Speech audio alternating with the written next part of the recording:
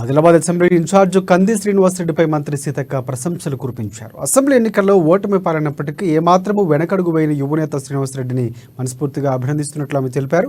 ఆయన చూస్తే తనకు తాను చూసుకున్నట్లు కూడా ఉందని, 20 ఏళ్ల క్రితం తాను కూడా ఇలాగే ఓటమి చెందానని గుర్తు చేసుకున్నారు. ఓడితే అమెరికా వెళ్లిపోతాడని ఎన్నికల సమయంలో అనేక ఆరోపణలు వచ్చాయన్నారు. కానీ అవన్నీ అబద్ధాలని కంది శ్రీనివాసరెడ్డి నిరూపించారని చెప్పారు.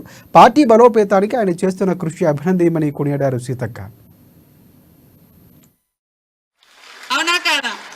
ఉట్టిగా కాదు, నిజంగానే. ఎందుకంటే చాలా ప్రోగ్రామ్స్లలో మీ ఆదిలాబాద్లో పెట్టినాం. దాదాపుగా 50-60 మంది సర్పంచ్లను జాయిన్ చేయించిండు, జెడ్పీడీసీలను తీసుకొచ్చిండు, జిల్లా డీసీసీ చైర్మన్ తెచ్చిండు. మరి ప్రతి మీటింగ్ కూడా కష్టపడుతున్నాడు. కష్టపడే వాళ్ళకు గుర్తింపు ఇవ్వడం మన బాధ్యత. నేను కూడా కష్టపడాలనే ఇష్టపడతాం, ఏదో జోకటోళ్ళని ఇష్టపడం. జోకుడు మాటలు ఉట్టిగా జోకుడే, అవి జోకుడు మాటలతోటి ఏం రాదు, అది ఉట్టిగానే జోకుడికానే ఉంటుంది. కాబట్టి జోకటోళ్ళు ఎవరు, కష్టపడేటోళ్ళు ఎవరు, మేము కూడా కింది నుంచి వచ్చినాం కాబట్టి మాకు తెలుస్తుంది. కాబట్టి కష్టాన్ని నమ్ముకుంటే ఎప్పటికైనా అవకాశాలు వస్తాయి.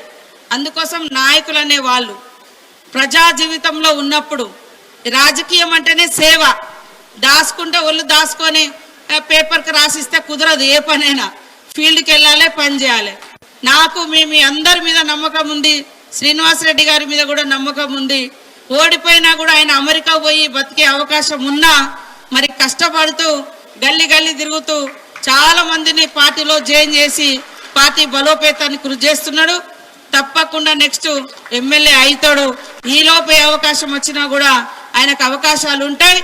నాకు 20,000 మందే చెప్పిండు, కానీ 25,000 మంది తెస్తాడని నాకు నమ్మకం అయితే ఉంది.